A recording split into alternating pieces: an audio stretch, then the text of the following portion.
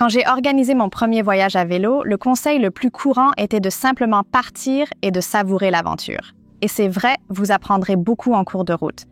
Et j'adhère à cette philosophie, mais il y a certaines choses que j'ai apprises lors de mon tout premier voyage en bikepacking que j'aimerais partager. Ces conseils rendront votre expérience de bikepacking vraiment beaucoup plus fluide. Donc, si vous êtes novice en bikepacking et vous planifiez votre première aventure, cette vidéo est pour vous. Si vous êtes un pro aguerri, partagez vos conseils de bikepacking dans les commentaires ci-dessous. Partageons la sagesse collective de cette incroyable communauté. Mais avant de plonger, assurez-vous d'être abonné à la chaîne et d'activer la cloche de notification pour ne jamais manquer nos prochains contenus sur les tutoriels, avis de vélo ou nouvel équipement de cyclisme. Passons à mes 10 meilleurs conseils pour débutants en bikepacking. Oui, techniquement, vous êtes capable d'utiliser n'importe quel équipement pour le bikepacking. Cependant, il vaut véritablement la peine d'investir dans du matériel adapté qui soit à la fois léger et peu encombrant. J'ai utilisé une tente de trekking, un sac de couchage et un matelas de sol de Decathlon. Bien que j'étais vraiment très satisfait de mon matériel de couchage, la tente était définitivement trop lourde et trop encombrante pour le bikepacking. Cela prenait tout l'espace dans mon sac à dos, pleine grandeur et un tiers de mon sac de selle. Donc, la prochaine amélioration que je prévois est d'obtenir une vraie tente de bikepacking, comme celui de C2 Summit ou peut-être un autre modèle de MSR.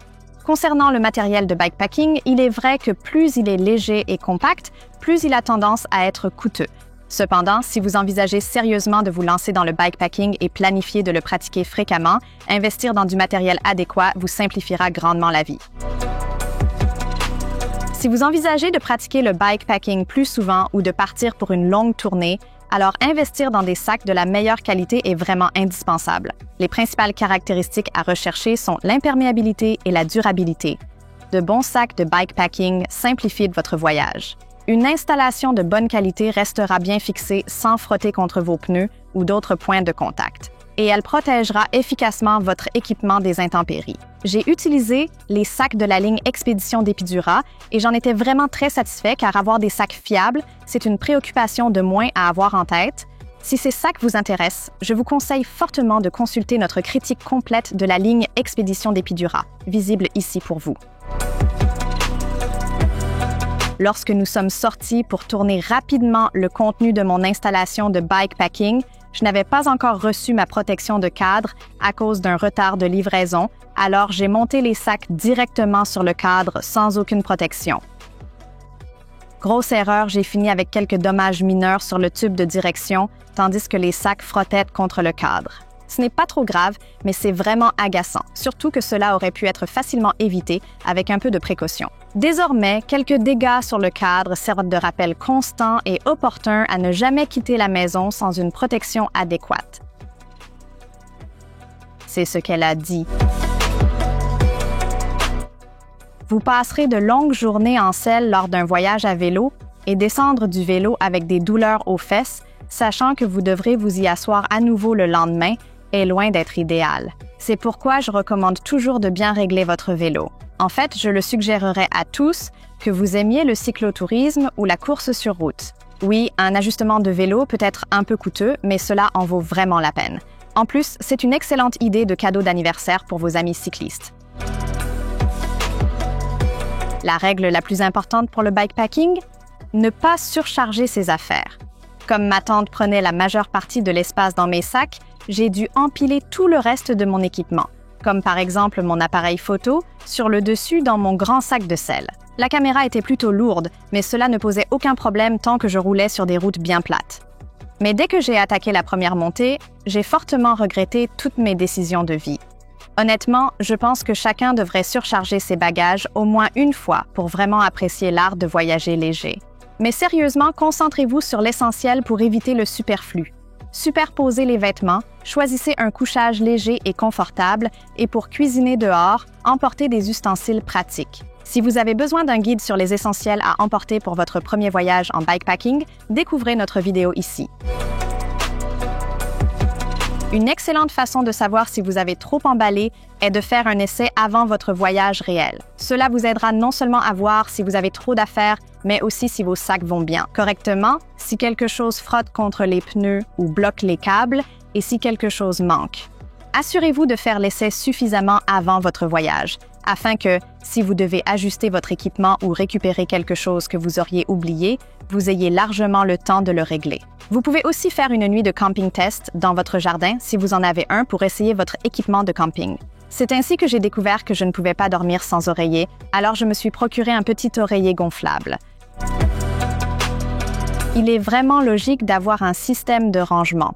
Ainsi, vous pouvez toujours trouver ce dont vous avez besoin immédiatement sans avoir à vider tout votre sac pour découvrir que l'objet que vous cherchez est enterré tout au fond du sac. Pour la sacoche de sel, utiliser de petits sacs pour séparer l'équipement est utile. Rangez par exemple la tenue de cyclisme dans un, les vêtements de détente dans un autre et les articles d'hygiène dans un troisième. Voici quelques conseils supplémentaires.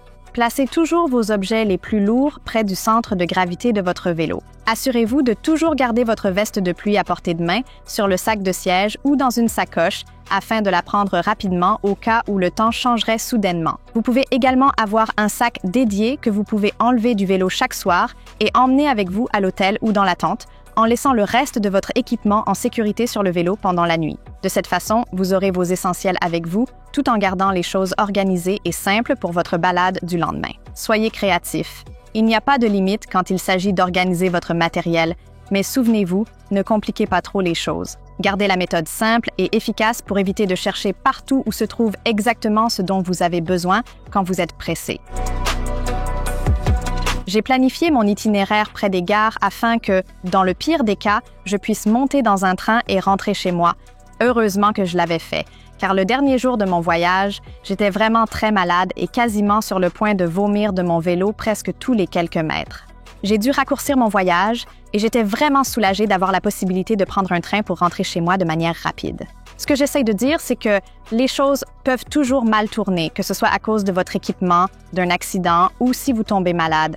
Ayez toujours un plan de secours pour les urgences. Si vous débutez dans le bikepacking, il serait judicieux d'éviter de planifier votre première excursion dans la nature, loin de toute civilisation. Quand tu doutes, sache comment sortir. Mieux vaut prévenir que guérir.